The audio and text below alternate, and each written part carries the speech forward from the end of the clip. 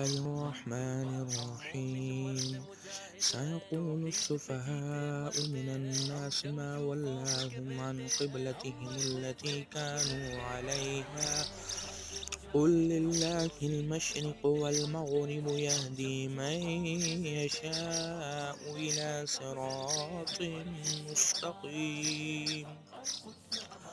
وكذلك جعلناكم أمة وسطا لتكونوا شهداء على الناس ويكون الرسول عليكم شهيدا.